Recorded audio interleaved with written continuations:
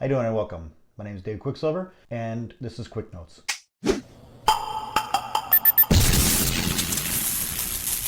QukNotes is when I break down the NHPA newsletter into easily digestible morsels so you can decide if you want to go to the newsletter and continue reading the rest of the article. So let's get right into it. The first one we're going to be doing is the 1923 Horseshoe World. The publisher and editor is R.B. Howard, and this is actually volume 2, number 2.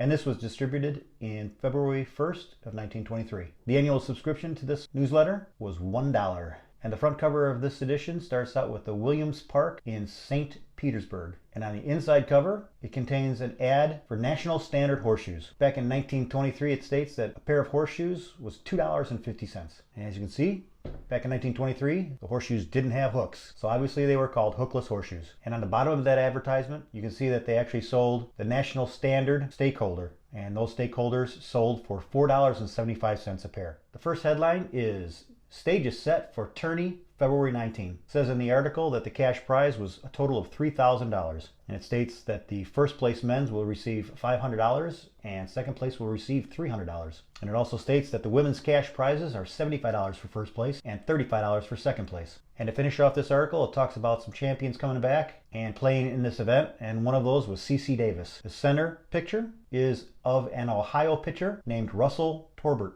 And below that picture of Russell, the headline reads, "Brave Mud." And this article talks about dealing with inclement weather practice. And the next headline, "Wonder State Club is formed at Little Rock." And this article talks about the Southern Trust Company, which is a banking institute in Arkansas, wanting to fund a tournament at the next state fair. They held a meeting and appointed people to head the committee. And in this meeting, they also chose a club name, which was the Wonder State Horseshoe Pitching Association. On page 2, under the heading of prizes, they further break down payments down to 20th place for men's and 4th place for women's. And on the next headline, "Horseshoes at Long Beach." Horseshoes are the main attraction, but also mentions the women market and visit while the men indulge. Other sports that are briefly mentioned are quoits and chess. And under the next heading, "Cleveland is getting ready for tournament," it says Cleveland in 1923 was the slogan in anticipation of the 5th city. At the bottom of the page, it announces several new horseshoe equipment manufacturers in the field. Who they are a mystery at this point.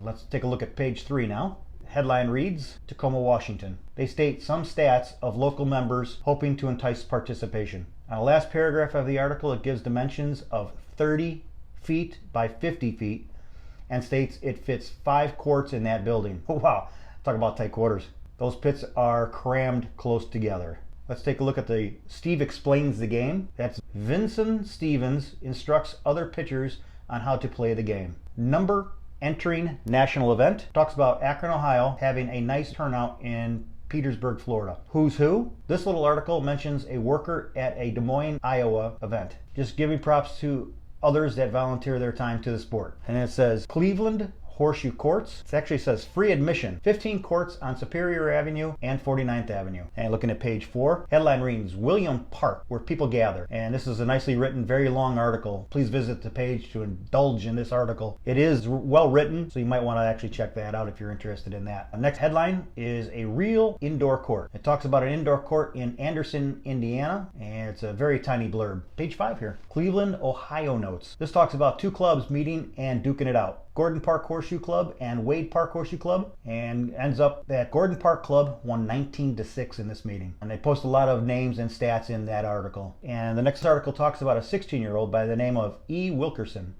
that uses the Bob Bit Hold. Don't know anything about that Bob Bit Hold. If anybody knows about that, if you could throw it in the comments. Never heard of that. Have you?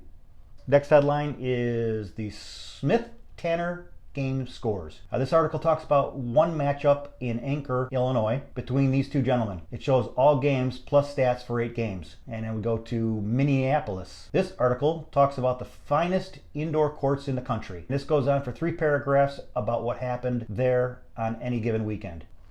Just like that, we're on page 6. "This is John," the headline says. A picture of John Ladwick, who writes articles for this newsletter and is the head of publicity department of the Chamber of Commerce for St. Petersburg, Florida. Okay, under the headline "Medals, Charms, Trophy Cups," this is an ad for the DL, I don't know this word, AULD company in Ohio. has nothing to do with horseshoes. It was just an ad put in the newsletter. Probably paid to be in there, so that was pretty nice of them. And under the Universal Horseshoe Company, which is another ad, this is a 3/4 page ad announcing their new curved toe caulk shoe. Black enamels or bronze shoes, once again, $2.50 per pair. Nickel-plated shoes, $5 a pair. Page 7, under the heading Minutes, the Executive Committee of the NHPA met in Chicago. Consisted of 2 people. And this article outlines what was discussed. That's another thing that might want to check out if that interests you. Sort of funny that the whole committee consisted of 2 people. Under Sunflower State names officers, the Kansas City Horseshoe Association names newly elected. This is an ad for a printing company, and no mention of horseshoes in the ad. And then there's also an ad for Florida State Horseshoe Tournament. You can check that out. It's pretty cool to look at some old ads and what they have on there and how they promoted the sport. And page 8 says, starts out with an ad for a Horseshoe World newsletter.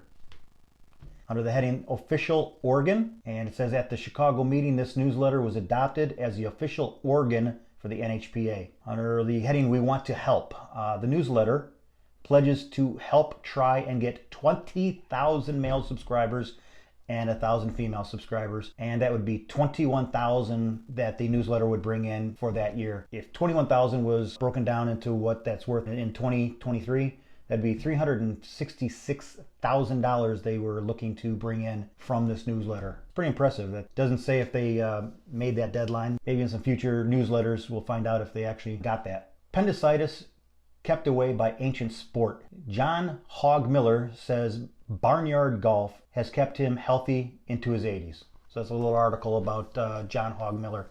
And this is the first time that I've ever heard the term barnyard golf. So that's barnyard golf is obviously horseshoes. Southern Belle rings the pegs. 2 ladies say that horseshoes is becoming a great game for the ladies.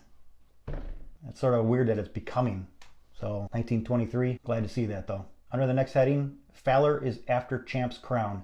A 15-year-old Harold Fowler wants the barnyard golf crown from Frank London. And it's a little article talking about a 15-year-old taking on some older gentlemen and doing very well. And that leads us into page 9. First headline is Ex-Champ Breaks Her Own Record. This is a story of Mrs. Francisco versus Charlie Jarvis. And this is a nail biter that you might want to actually go and read this one. That's pretty interesting. And the next one is Horseshoe Jingles. I don't know if I should be singing this jingle or just saying it, but it is a good one. I like that. I might have to copy that and put it on Facebook for everybody. Next headline, Keeps Young at Quates Pitching. Sam Clements, another barnyard golfer, staying young with horseshoes and quates at the Sunshine Pleasure Club in St. Petersburg.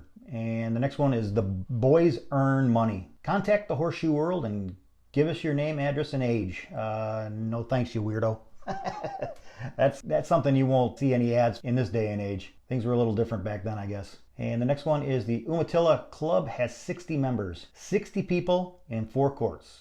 Hope they all don't show up at the same time. That'd be a little cramped in there. On to page 10 here. Akron winner in fast contest. An 8-man team from Akron versus an 8-man team from Cleveland. And I won't spoil this one for you, but you see who wins, and the team that wins had a 38% team average. And we go on to Lacey family. Picture of the family, Mr. Lacey in Columbus, Indiana was the president. And then we have Plan Tourney in Memphis, Tennessee. City plans a tournament. Pretty simple on that one. Dortz clinch Ironwood lead. The league standings where Team Dortz led with 6-0 over the other teams. So it was a pretty powerful team there. Marinello Shops. This is an ad for a beauty parlor. And that finishes off page 10. So we'll go to page 11. Women Hold Tournament. We're talking about Mrs. Francisco again. Is on top with an 8-0 record. This Mrs. Francisco killing it on the horseshoe courts. And 2 classes of pitchers are decided upon. The Chicago meeting brought about a change in separating pitchers into a professional class and a feeders amateur class. And remember that Chicago meeting was 2 people.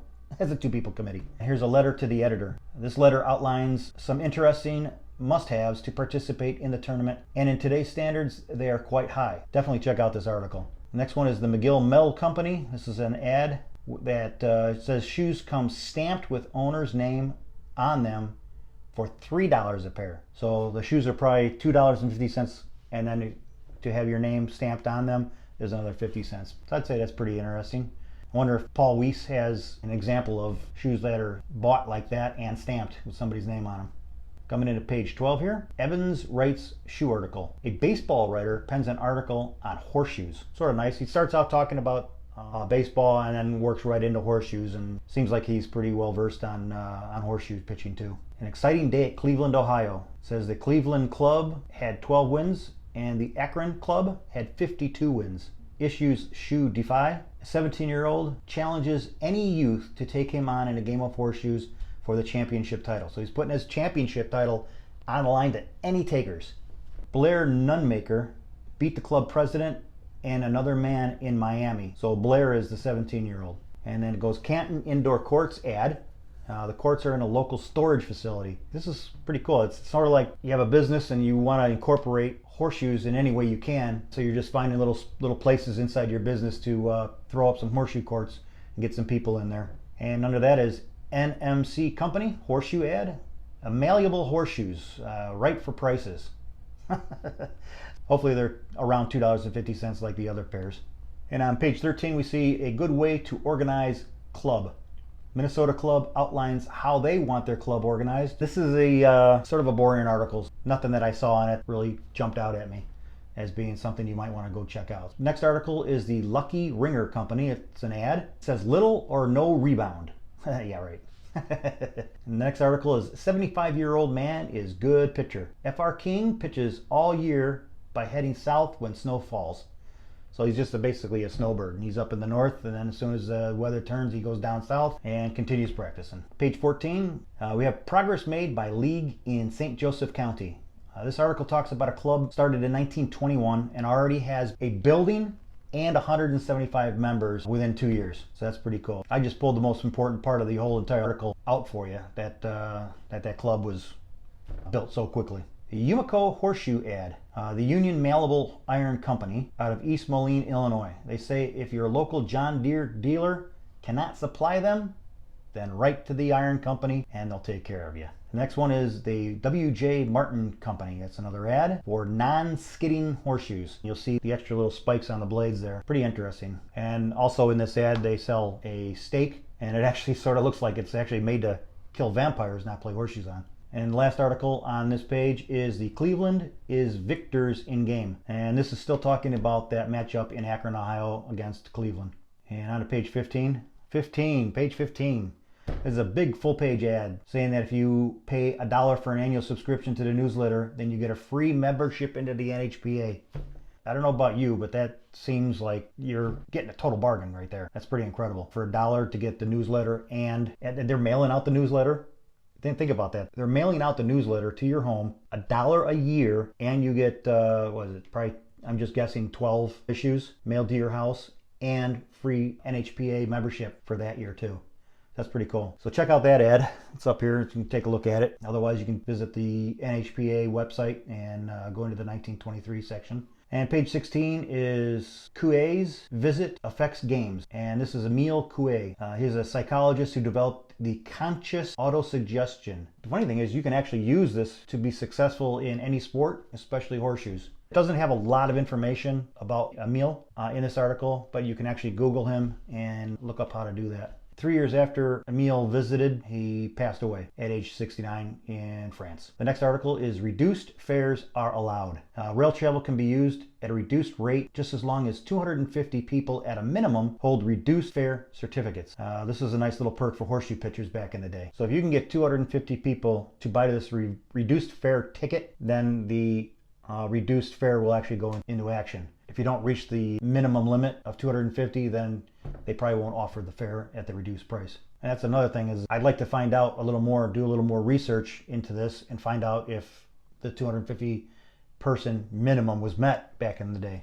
Texas Plans Tournament. Simply a notification of a tournament in that area. And then Atlantic Coast Lines. This was an ad for a railroad offering transportation to the horseshoe event in Florida. There were no prices given, just departures and destinations. And then the next headline says, Woman wins. Once again, Mrs. Francisco dominates the entire field in Florida. And I bet you she beat the pants off of some guys too. Sounds like she was an incredibly talented horseshoe player. And then we go on to page 17. This is a full page ad for the Florida tournament.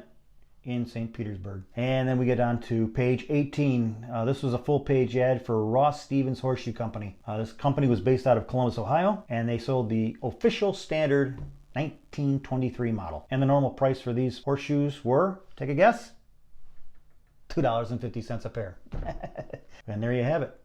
That is the quick breakdown of the 1923 Horseshoe World. And that is the volume 2, number 2.